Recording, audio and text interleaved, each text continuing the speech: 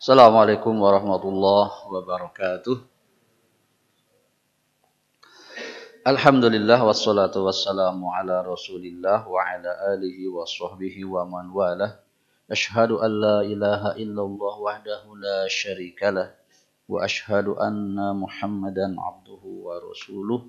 Allahumma salli wa sallim wa barik ala Muhammadin wa ala alihi wa sahbihi wa man tabi'ahum bi ihsanin ila yaumiddin. Ya ayyuhalladzina amanu taqullaha haqqa tuqatih wa la tamutunna illa wa antum muslimun amma ba'd. Hadirin jamaah salat subuh yang saya hormati dan dimuliakan oleh Allah Subhanahu wa taala. Kita bersyukur kembali diperjumpakan di hari Sabtu ini. Sebagian kita libur dan sebagian tidak, maka alhamdulillah rezeki dari Allah apabila sebagian kita memang sudah dikaruniai rezeki kelapangan berupa hari libur ya pada hari Sabtu atau Ahad. Nah, tentunya di dalam banyak waktu yang kita miliki semestinya kita gunakan dia untuk sebagiannya ya, untuk serius dengan bekal akhirat kita, dengan apa-apa yang hendaknya kita persiapkan untuk pulang ke negeri akhirat ya. Waktu yang berjalan semakin terasa cepat. Kalau dulu pengajian sebulan sekali teh asa lami teuing gitu. Ayeuna mah pami sasasi sakali mah asa mineng teuing pendak teh. Apalagi sepekan sekali. Ya, waktu yang berjalan demikian cepat menandakan jangan sampai tiba-tiba innalillahi wa inna ilaihi raji'un. Bukan orang lain, kita ya. Kita diinnalillahikan oleh orang lain. Dan ketika perbekalan belum cukup, maka tentu akan menjadi penyesalan yang panjang di alam kubur. Salah satunya adalah tentang Al-Qur'an, di mana dia adalah basic skill yang harus dimiliki oleh setiap kita. Membaca Al-Quran nanti digunakan untuk sholat, digunakan untuk tadarus, zikir kepada Allah. Dikatakan sebaik-baiknya zikir adalah bacaan Al-Quran termasuk di dalamnya. Dan tentu apabila belum memahaminya, belum menguasainya, sedangkan kita tidak belajar, khawatir sampai tutup usia kita belum lancar. Maka ada upaya khusus, ada upaya umum. Ini umum, pelajarannya dibuat umum dan diringankan. Tetapi yang tentu memerlukan lebih ada upaya khusus berupa kholaqah kecil ya, yang mungkin waktunya lebih sering, lebih banyak ya. Baik, kita lanjutkan ilmu tajwid mudah, baca Quran semoga juga menjadi lebih mudah. Baik, setelah kita membahas sifat isti'la, lawannya istifal ya. Antara naik pangkal lidah dan tidak naik pangkal lidah, menghasilkan suara tafkhim dan tarqiq ya. Nah, berikutnya ada yang lebih spesifik lagi tentang tebal, tentang sifat tafkhim yang itu berada dalam sifat itbaq ya, berada dalam sifat itbaq, di mana huruf-hurufnya nanti lebih sedikit daripada yang isti'la. Baik, sebelum ke pembahasan itbaq, nanti dia ada di sini masuk dalam bab yang selalu tafkhim. Maka kita bahas dulu ini setidaknya bahasan huruf Arab secara tebal dan tipis nanti dibagi 3. Huruf-huruf yang terkadang tafkhim, terkadang tarqiq, terkadang tebal, terkadang tipis. Ada 3, alif mad nanti seperti apa, kemudian lam dan ro. Ini kadang tebal, kadang tipis. Nanti kita jelaskan. Adapun yang ini selalu tebal, meskipun sebagiannya nanti dalam sifat isti'la tidak terlalu tebal, tapi umumnya dia selalu tebal. Adapun huruf yang selalu tarqiq nanti adalah dia huruf-huruf istifal. Ya. Baik. Sedikit demi sedikit kita ke yang tadi. Tadi disebut huruf yang selalu terkadang tebal, terkadang tipis, di antaranya adalah alif. Disebutkan di sini hukmul alif. Hukum alif, ya. Bagaimana kita membaca alif? Kondisinya kadang tebal, kadang tipis katanya. Takunul alifu tabi'atan lil hurufil ladzi qablaha min haitsu tafkhim wat tarqiq. Jadikan huruf alif itu ngikut kepada huruf sebelumnya. Kalau huruf sebelumnya tafkhim berarti tafkhim. Kalau sebelumnya tarqiq berarti tarqiq. Fatufahhamu ba'dal mufakhkham, dan tafkhimkan huruf alif jika sebelumnya tafkhim. Contohnya ini. Alif itu mana ini nih? Ini alif. Yang nempel-nempel ini alif, ya. Bukan hamzah, alif. Ini juga alif. Apabila kho ini kan tafkhim. Alif itu kan a, ya. Maka tidak dibaca khoa, tidak. Tapi ngikut kho. Si alifnya ikut o. Ikut seolah-olah o, ya. Kho. Ini maksudnya. Ko ditambah a, tidak koa, tapi ngikut aja, si alif ikut ke qafnya, ya. Waladdo, ya, alifnya ikut ke dod. Nah, ini nggak ngerti nggak apa-apa karena otomatis biasanya. Tapi pembahasannya begitu, ya. Sedangkan pada ini kan ada alif di sini memanjang bismillah. Pada saat dia tipis ikut tipis la, tidak bismillah, tidak. Ya. Iya, iya tipis, alif juga ikut tipis. Minas sama ma, alif tipis, ma juga tipis. Dan seterusnya. Ini nggak ngerti nggak apa-apa karena memang seperti itu sudah umumnya. Tetapi bahasanya seperti itu, ilmunya seperti itu. Baik, kemudian lam. Hukmul lam. Tufakhamul arabul lamu bi ijma'in. Ya. Ditebalkan lam dengan ijma', kesepakatan.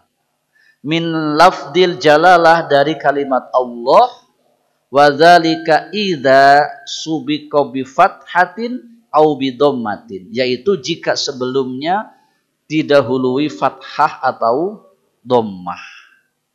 Jadi Allah ini Allah, Pak. Jadi orang bilang Allah tuh enggak salah. Ya. Saudara kita yang Kristen sebut Allah. Kalau memang yang dimaksud adalah Tuhan Allah, sebutannya tidak salah. Tetapi dalam bahasa Arab, pada kalimat Allah yang sebelumnya fathah seperti ini dibaca tebal. Makanya tidak perlu ditulis Allah pakai O. Tulisan dia memang Allah. Dibaca Allahu. Allah. Ini lam ini dibaca tafkhim namanya. Kenapa? Sebelumnya fathah nih yang warna hijau ini. Sama. Sayu'tinallah. Ini baca tebal. Ya. Wa idh qalu. Ini dhammah. Dhammah pun menyebabkan lam tebal. Wadhkurullah. Rasulullah. Nah, kalau Rasulillah bagaimana? Rasulillah tipis. Kalau Rasulullah, Rasulullah. Itu kondisi lam jalalah. Khusus pada kalimat Allah. Tidak terjadi pada lam yang selain pada kalimat Allah. Jadi bukan ujuk-ujuk Allah. Kenapa Allah? Karena A. Ya. Kalau lillah. Ya. Bapak-bapak, lillahi ta'ala. Lillahi ta'ala. Tidak boleh. Lillahi tidak boleh. Lillah. Bismillah tidak boleh sok lekoh. Bismillah. Salah. Bismillah. Kenapa? Karena mi. Kasroh sebelum Allah. Baik. Adapun amma in subiqo lafdul jalalah bi kasrotin. Apabila lafaz jalalah didahului kasroh. Fatabqol lamu alal asliha. Kembali lam seperti aslinya. Minat tarqiq, yaitu tarqiq atau tipis. Bismillah. Afillah. Qulillah. Begitu. Ya, lillah nu tadi teh. Baik, itu lam. Adapun ahkamur ra ini ada 3 kondisi. Yang pertama, tufakhamur ra'u fi samaniyati halah. Tafhimkam huruf ra 8 kondisi. Panjang bahasanya. Wa turaqqaqu fi arba'ati halah, dan tarkikan dia pada 4 kondisi.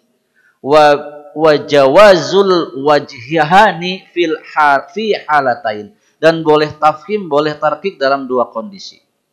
Ini saya tidak panjangkan, nanti saja pas pembahasan huruf ra secara khusus.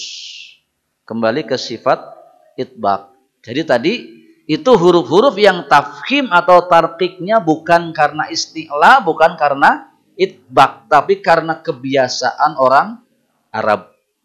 Kalau ini kebiasaan orang Arab yang harus kita ikuti. Secara karena hurufnya memang seperti itu adanya, dia akan muncul ketebalan dikarenakan sifat itbaq, dan yang kemarin isti'la. Taib. Al-itbaq wal infitah. Sifat itbaq lawannya infitah. Dalam bait ke-23, An-Nazim, yakni maksudnya Imam Ibnu Jazari rahimahullahu taala menyebutkan wasadu dadun ta'u dhaun mutbaqah. Huruf sad, huruf dad, huruf ta, huruf dha mutbaqah, itbaq. Ya. Sifat dia itbaq. Yang istilah apa saja? 4 ini ditambah ghain, kha, qaf. Ya. 7 untuk istilah. Nanti bedanya apa? Dijelaskan. Jadi kalau istilah sama, tebal. Tapi itbaq nanti lebih tebal. Jadi yang istilah dikurangi kha, qaf, dan qaf. Sisa 4 ini dia punya sifat itbaq. Kalau sudah itbaq nggak usah pikirkan istilah, karena kondisinya lebih kadarnya, ya, lebih tebal. Taib, itbaq bermakna rekatnya langit-langit berhadap dengan lisan dari lisan itu sendiri, hingga suara yang mengalir terkumpul di antara lisan dan langit-langit saat mengucapkannya. Sifat itbaq lebih sempurna dan lebih khusus daripada sifat isti'la, dan setiap huruf itbaq pasti isti'la dan tidak sebaliknya. Ini contoh kondisi itbaq. Jadi pangkal lidah naik hampir kepada langit-langit, bagian depan juga tertutup sehingga hurufnya ngumpul di tengah-tengah. Wo, wo, wo. Ya. Jadi lebih tebal dari isti'la. Atau, ini dulu. Adapun huruf-hurufnya adalah sod, bod, to, zo. Ya. Kalau sulit, soto, dodo.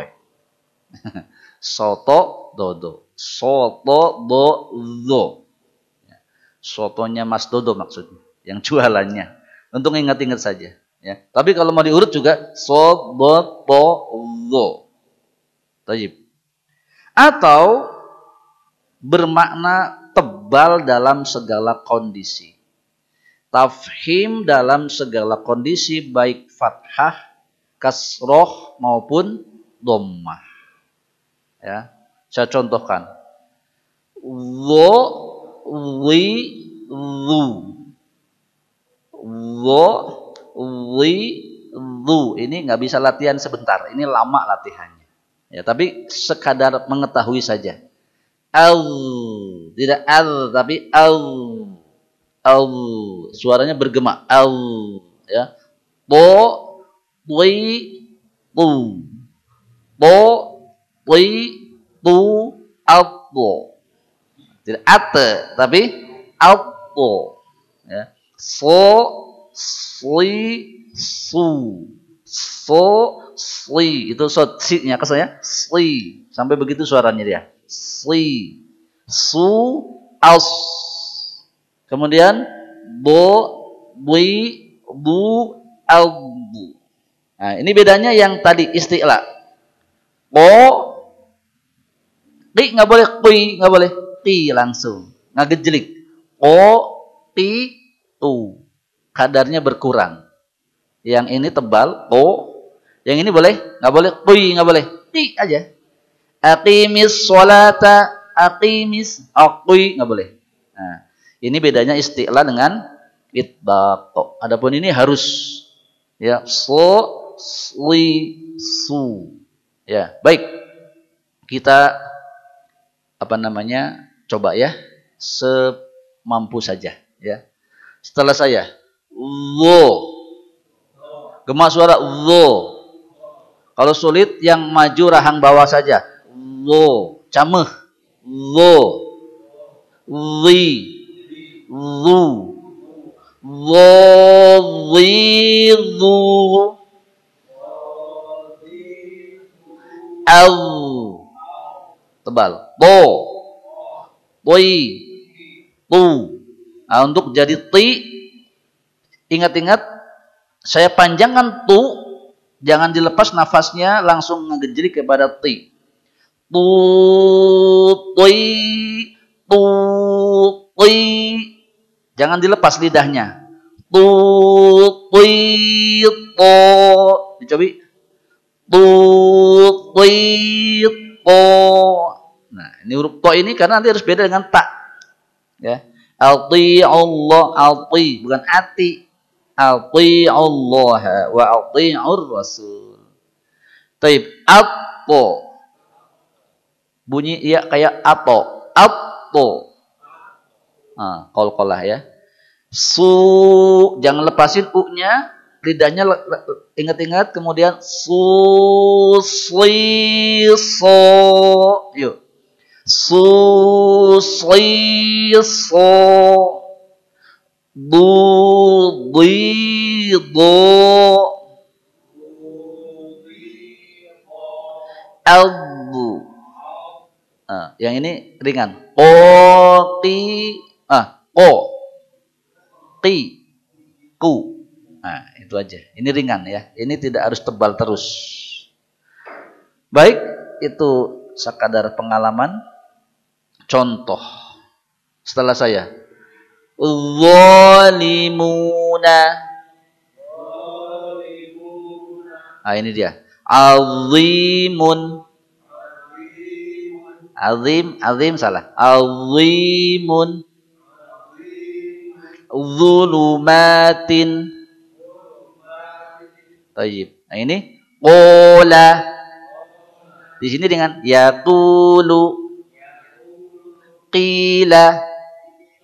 Ini itbaq, istifal, isti'la, ini isti'la saja. Ini isti'la plus itbaq, maksud utamanya nih pada kondisi kasroh tetap tebal, pada kondisi dhamma tetap tebal. Itu. Adapun infitah lawannya ya mudah. Berarti terbukanya ruangan antara lidah dan langit-langit sehingga suara tidak terkumpul, keluar dengan bebasnya. Begitu ya. Dan pembahasannya adalah karena ada isti'la dan itbaq, infitah dan itbaq, sisa hurufnya baqi harfil hijai, sisa daripada yang tadi apa saja? So, bo, do, do, maka sisanya tidak boleh itbaq, apalagi itbaq juga tidak boleh isti'la. Apakah ada huruf-huruf yang infitah atau istifal dibaca isti'la atau itbaq? Ada, tapi kadang-kadang bukan disengaja. Ya. Contohnya maliki yaumiddin, ma. Itu dia bukan isti'la tapi dibaca ma. Mestinya ma. Tipis dia, ma. Salah. Jadi isti'la. Bi. Bismillah, bi. Nah, ya, bi. Bukan bi. Jadi karena bukan ikut kepada sifat yang tadi, ya aturannya begitu. Ja, idza, ja. Nah, itu. Yang suka diagem-agem kalau ngaji, kalau nggak ngerti, semuanya jadi isti'la. Ya, nah ini pentingnya mengetahui pembagian-pembagiannya. Ada yang diizinkan bahkan kudu agem, Shadaqallahul azim. Azim begitu. Azim salah. Ya. Astaghfirullahal azim. Azim itu suara isti'la atau itbaq. Tayyib. Contoh balada, cobi. Boleh balada. Bahasa Indonesia bebas. Balada seorang pengamen misalkan. Ba, silakan bahasa Indonesia.